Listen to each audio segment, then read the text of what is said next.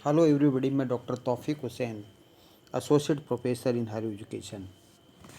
आज हम मध्यकालीन समाज में स्त्रियों की क्या स्थिति थी उसके विषय में है वो अध्ययन करेंगे।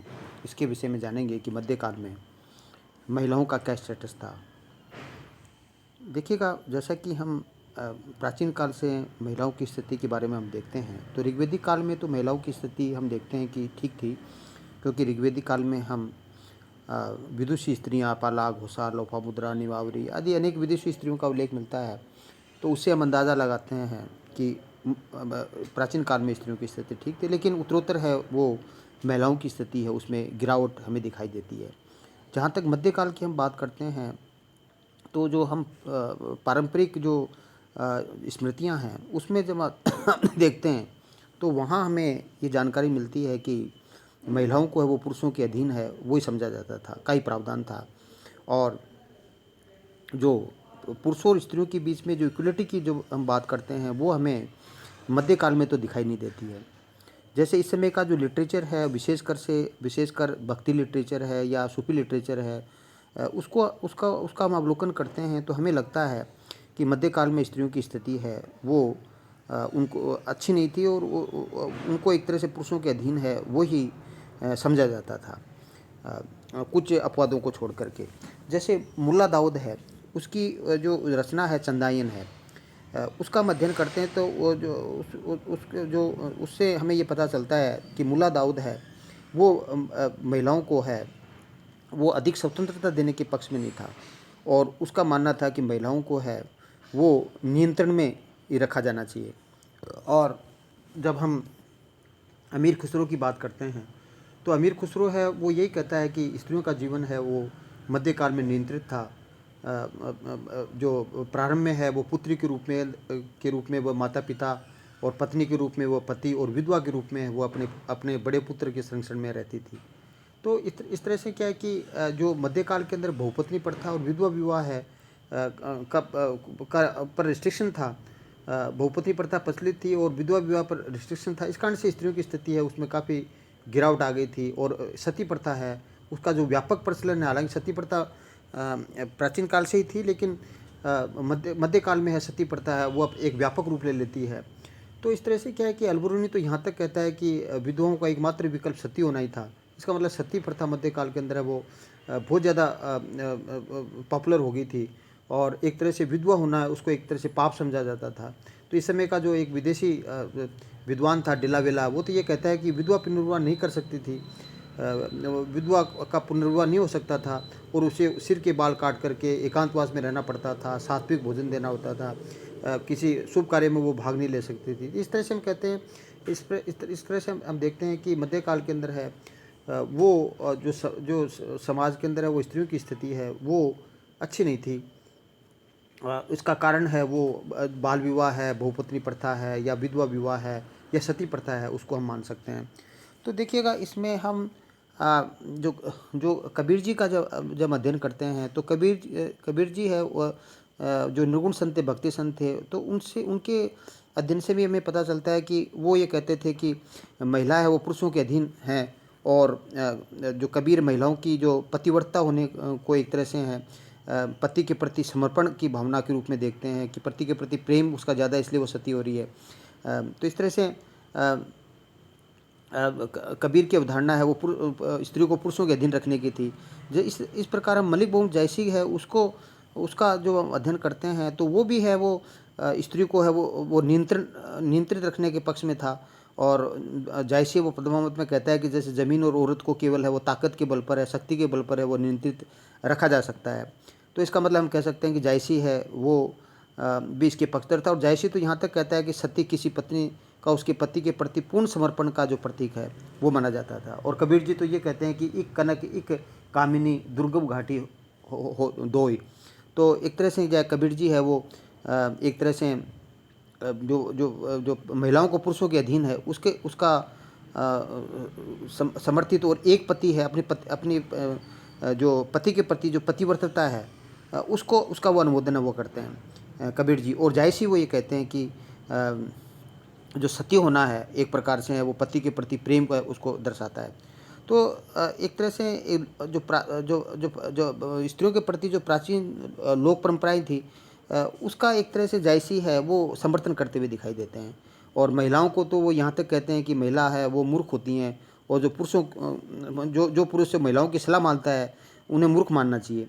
तो इस तरह से क्या है कि जायसी है वो एक तरह से एक पूर्वाग्रह से ग्रसित है, वो महिलाओं के प्रति है, वो स्टीरियोटाइप सोच है, वो हमें जायसी के विचारों के अंदर हमें देखने को मिलती है। इसी प्रकार से स्टीरियोटाइप सोच है वो हमें जो एक तुलसीदास के विचारों में नज़र आती है, जो कि मध्यकाल की जो शहरी महिला है उसका चित्रण करते हुए वो कहते हैं कि जो महिला की मर्यादा भंग है वो नहीं होनी चाहिए, और उनकी दृष्टि में महिलाएं एक वस्तु थी और जिन्हें नीची नज़र से देखा जाना चाहिए।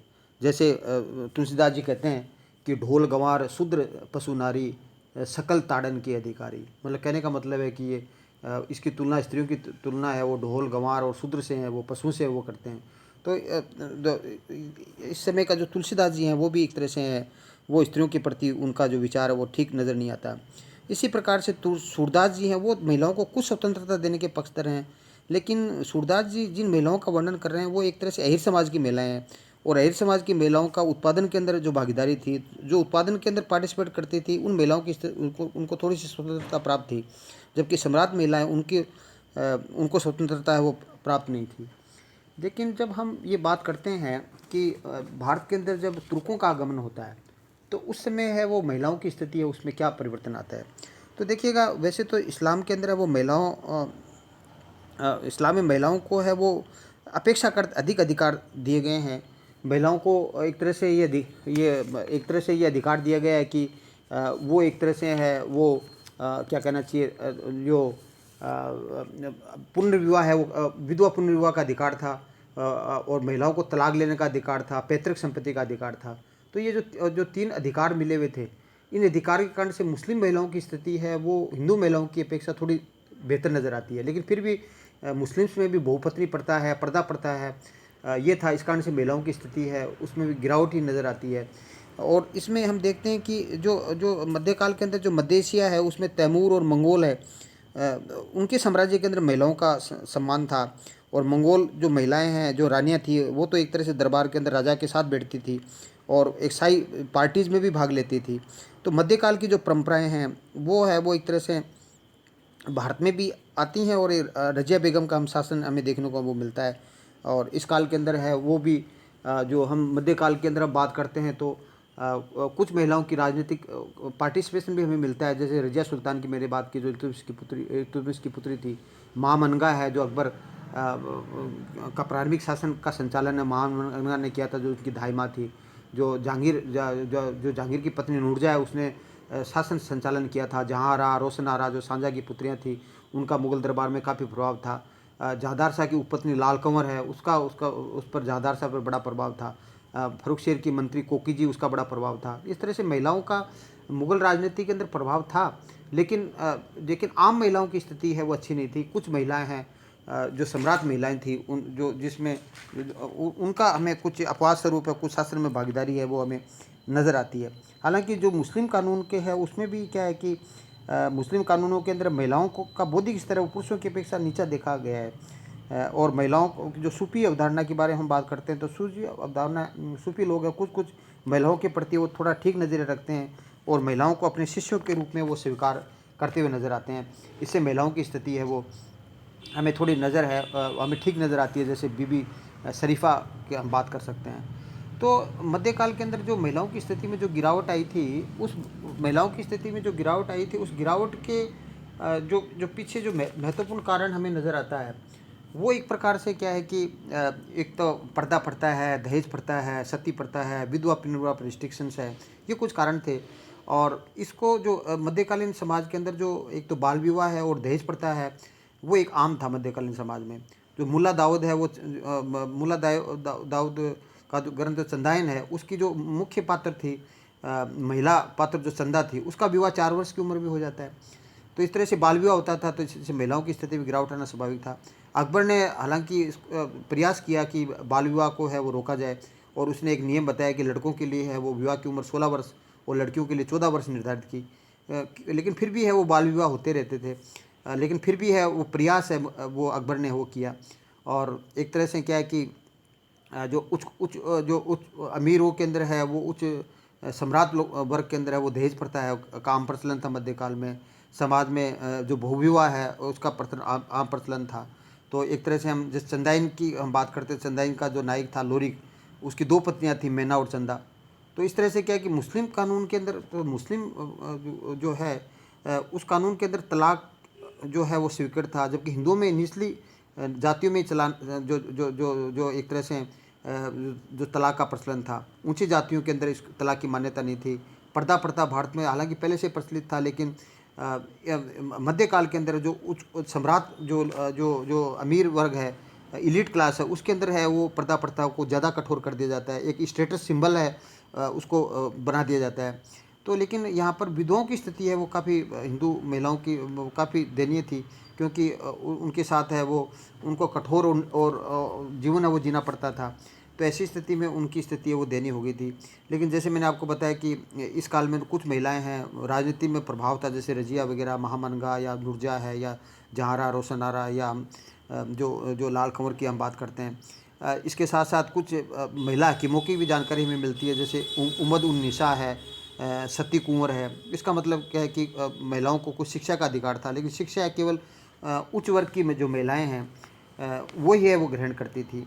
तो इस तरह से क्या है कि मध्यकाल के अंदर जो महिलाओं की स्थिति में जो गिरावट आई, उसके पीछे जो सबसे बड़ा जो कारण है वो नज़र आता है, वो सती प्रथा है। सती प्रथा को माना जाता है। हालांकि पर्दा प्रथा, दहेज प्रथा, बाल विवाह, विधवा पुनर्विवाह, रिस्ट्रिक्शन ये तो था ही, लेकिन सती प्रथा है वो इस काल के अंदर एक तरह से बहुत ज़्यादा है वो प्रचलित हो गया था। और 1611 में मदुरा के नायक की जो मृत्यु हो जाती है, तो उसमें उल्लेख मिलता है कि 400 पत्नियों ने खुद को अग्नि के हवाले कर दिया। तो सती प्रथा का रूप काफ़ी बढ़ जाता है और एक सामाजिक परंपरा का रूप है वो धारण कर लेती है। अलबरूनी तो यहाँ तक कहता है कि राजस्थान के अंदर है वो एक तरह से सती प्रथा प्रचलित थी, राजपूतों के अंदर बहुत ज़्यादा थी। और उम्रदराज महिलाएं और बाल बच्चों वाली जो महिलाएं हैं उसको आत्मदाह से है वो मुक्ति थी।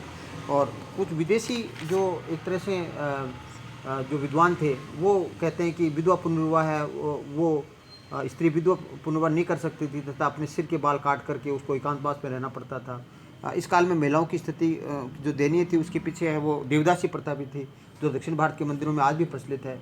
और उससे है वो देवदासी प्रथा है, जिसमें मंदिरों के अंदर है वो नृत्य और डांस करने वाली स्त्रियों को रखा जाता था और एक परंपरा बन गई थी। तो ये भी एक तरह से महिलाओं की स्थिति का कारण था। एक तरह से निकोलस कोंटी वो ये वर्णन करता है कि पति के साथ सही न होने वाली स्त्री पति की संपत्ति जो मतलब वो कहता है निकोलस कोंटी कि यदि कोई जो जो कोई कोई स्त्री है वो पति के साथ जो सती नहीं होती थी, तो ऐसी स्थिति के अंदर वो उसकी संपत्ति है वो किसी अन्य को दे दी जाती थी। और बदायूं ये उल्लेख करता है कि अकबर का एक फरमान है वो उसका वर्णन करता है बदायूं कि अकबर एक फरमान जारी करता है कि यदि कोई नारी बिना पर्दे के बाज़ार में दिख जाए तो उसे एक तरह से वेश्यालय में भेज दिया जाए और उसे उसको वही पेशा अपनाने दिया जाए। तो इस तरह से क्या है कि इस प्रमाण से लगता है कि स्त्रियों की स्थिति है, स्त्री को स्वतंत्रता नहीं थी, वो स्वतंत्र रूप से है वो मार्केट में वो नहीं घूम सकती थी। पिट्रोडेला है वो कहता है कि केवल वही मुस्लिम महिलाएं हैं वो घर से बाहर निकल सकती थी जो चरित्रहीन और निर्धन होती थी। इसका मतलब महिलाओं की स्वतंत्रता है वो आम महिलाओं को स्वतंत्रता नहीं थी। और एक तरह से बिना पर्दे के जाने का एक तरह से गलत माना जाता था। मनुची तो यहाँ तक कहता है कि कोई एक स्त्री बार बार पुत्र को जन्म देती है तो उसको घृणा की दृष्टि से देखा जाता था, उसको तलाक भी दिया जा सकता था। तो इस प्रकार हम देखते हैं कि जो महिलाओं की स्थिति है उसमें वो काफ़ी दयनीय हो जाती है। और सती प्रथा के अंदर तो एक्चुअली हमें ये वर्णन मिलता है कि जो सती होने वाली जो महिला है उसको मादक पदार्थ दे करके उसको चेतना शून्य बेहोश कर दिया जाता था, उसको चेतना शून्य कर दिया जाता था। और कई बार तो लड़कियों को है वो बांध दिया जाता था ताकि वो भाग नहीं सकें। और उनकी जो रोने की आवाज़ है, चिल्लाने की आवाज़ है वो आम लोगों को नहीं सुनाई दे, इसलिए नगाड़ों के द्वारा है वो शोर मचाया जाता था जिससे उसकी चीख दिख जाती थी। तो इस जो गणित करते हैं उसमें ब्राह्मणों की भूमिका है उसको भी कुछ इतिहासकार कहते हैं। और बर्नियर कहता है कि ये बड़ी निर्दयी थी और ब्राह्मण की भूमिका है वो उसमें हे दृष्टि से देखा जाता था, क्योंकि मानते हैं कि जो सती होती थी उसके सभी गहने वो ब्राह्मण को मिल जाते थे, इसलिए ब्राह्मण है वो उसको प्रोत्साहित करते थे। ये ऐसा उल्लेख है वो हमें बर्नियर है के विवेचन से वो मध्यकाल में मिलता है। इब्न बतूता वो कहता है कि सती जो हो रही थी वो अपने गहने वो दान में भी दे सकती थी। तो ये इसका एक रिसर्च का विषय है कि वास्तविकता वो क्या थी, लेकिन हमें ऐसे विवरण है वो मिलते हैं।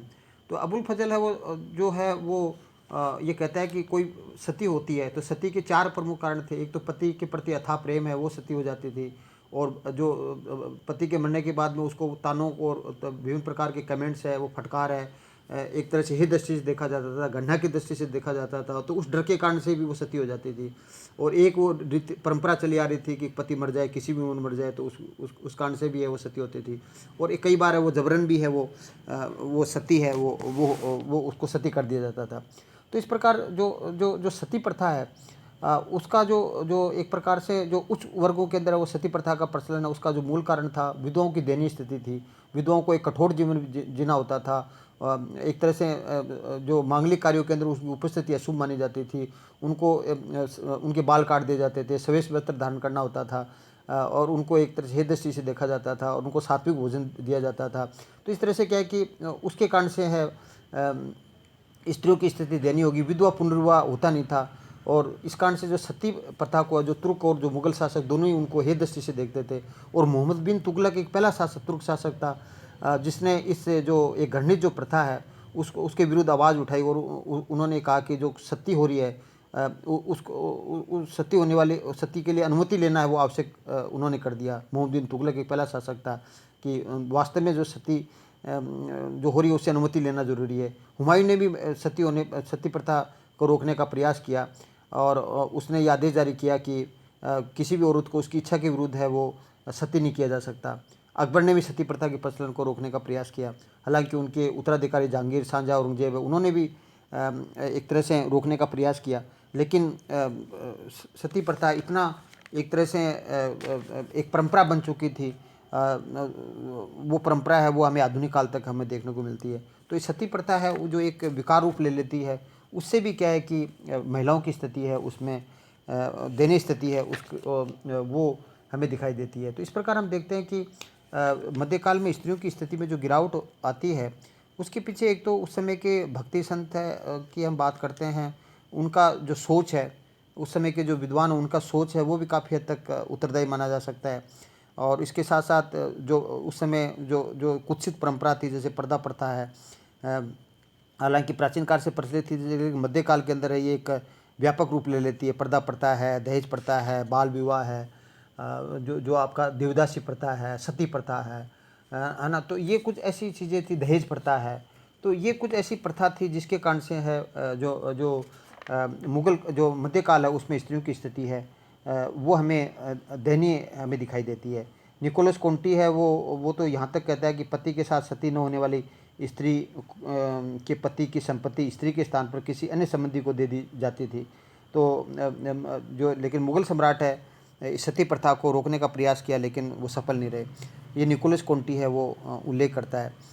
निकोलस कोंटी यहाँ तो इसके अलावा जो बहुविवाह है, हालांकि मुस्लिम्स में 4 विवाहों की छूट थी। जो अजीज़ कोका तो यहाँ तक कहता है कि एक व्यक्ति है वो 4 स्त्रियाँ रख सकता है। एक पर्शियन स्त्री है वो एक तरह से भोग विलास के लिए, खुरासान स्त्री है गृह कार्य के लिए, और हिंदू महिला बच्चों के पालन के लिए, और जो जो एक सामान्य स्त्री है वो जो एक तरह से फटकार लगाने के लिए। तो इस तरह से क्या है कि जो बहुविवाह है एक तरह से उच्च कुल के अंदर है। यहाँ तक कि जो सामंत है वो भी बहुविवाह करते थे। आमेर के शासक मान सिंह की 1500 पत्नियों का उल्लेख मिलता है। तो पीटर डोला ये कहता है कि हिंदू एक विवाह करते थे तथा उसके चरित्र होने के अतिरिक्त उसकी मृत्यु तक उसे नहीं छोड़ते थे, लेकिन फिर भी है उच्च कुल के अंदर है वो एक तरह से है जो अमीर लोग हैं उनके अंदर वो बहुपत्नी प्रथा है वो प्रचलित थी, और जिसके कारण से वो उत्तराधिकार का युद्ध भी हमें देखने को मिलता है इन बहुविवाह के कारण से। बाल विवाह था जिसमें जो मुकुंदराम के अनुसार जो पिता अपनी पुत्री का विवाह 9 वर्ष की आयु में कर देता था वह भाग्यशाली और ईश्वर की कृपा समझा जाता था। इस प्रकार से परंपरा थी। और राजपूतों में स्वयंवर की प्रथा का प्रचलन था, दहेज प्रथा और अनमेल विवाह भी जो प्रचलित थे। और अकबर ने इसको नियंत्रित करने का प्रयास किया, लेकिन उसको आयु निश्चित की, लेकिन वो सफल नहीं रहा। पर्दा प्रथा जैसे मैंने आपको बताया प्रचलित थी, तो पर्दा प्रथा परंपरागत रूप से मुस्लिम में प्रचलित थी। उस कुल के अंदर है वो पर्दा प्रथा को अपनाया जाता था। तो बदायूं तो यहाँ तक करता है कि कोई भी नारी बिना पर्दे के बाज़ार में दिख जाए तो उसे वेश्यालय में भेज दिया जाए, और वो उसको उसका पेशा है वो अपना न दिया जाए। तो इस तरह से हम कहते हैं कि मध्यकाल के अंदर है वो पर्दा प्रथा, बाल विवाह है और सती प्रथा है। इस कारण से स्थिति खराब हो जाती है। तो इस काल में ये भी उल्लेख मिलता है कि कोई भी पुरुष हकीम है वो महिला को स्पर्श नहीं कर सकता था। तो पिट्रो डेला जो वेला है वो कहता है कि केवल वही मुस्लिम महिलाएं घर से बाहर निकलती थी जो चरित्रहीन और निर्धन होती थी, बाकी नहीं निकलती थी। इसका मतलब बाकी निकल भी थी तो पालकी में बैठ करके वो निकलती थी और पर्दे के अंदर होती थी। और जो काबुल के जो गवर्नर है आमिर खान ने अपनी पत्नी को इसलिए छोड़ दिया था क्योंकि उसका जो पर्दा है वो हट जाता है, क्योंकि एक हाथी पागल हाथी है, वो उसे जान बचाने के लिए वो भागती है, जिससे वो पर्दा हट जाता है। इस कारण से उसको तलाक दे देता है। तो इस कारण से इस तरह से महिलाओं की स्थिति हमें दिखाई देती है। लेकिन नुरजा है वो पर्दा नहीं करती थी और वो एक तरह से घोड़े पे बैठ कर के जाती थी। ऐसे कम उदाहरण हमें मिलते हैं। तो एक तरह से क्या है कि उसको उसका खामियाजा भी फिर भुगतना पड़ा कि उनके उलेमाओं का वो शिकार भी होना पड़ा उसको। तो एक तरह से मनुची तो ये कहता है कि बार बार कोई एक कन्या को जन्म देती है कोई स्त्री तो उसको गन्ना की दृष्टि से देखा जाता था और कभी कभी उसको तलाक भी दे दिया जाता था। तो इस प्रकार हम देखते हैं कि उस समय की जो हम उसके विदेशी यात्रियों के विवरण है या उस समय का लिटरेचर है वो हम देखते हैं, तो उसमें हम देखते हैं कि बहुत कम महिलाएं थी जिसका जो विदुषी स्त्रियां हैं वो मुगल काल में मिलती हैं, जैसे गुलबदन बेगम, नूरजहाँ, जेबुन्निसा, मीराबाई। लेकिन ये बहुत ही फिंगर्स पर ही थी। और इस काल के अंदर राजनीति में प्रभाव, जैसे मैंने महामंगा की बात की, रानी दुर्गावती है, नूरजहाँ, चांद बीबी, ताराबाई, है ना, ये महान प्रशासक रही हैं लेकिन बहुत कम है। तो इस तरह से हम ये कह सकते हैं कि मध्यकाल के अंदर है वो स्त्रियों की स्थिति है वो बेहतर नहीं थी, कमतरी थी।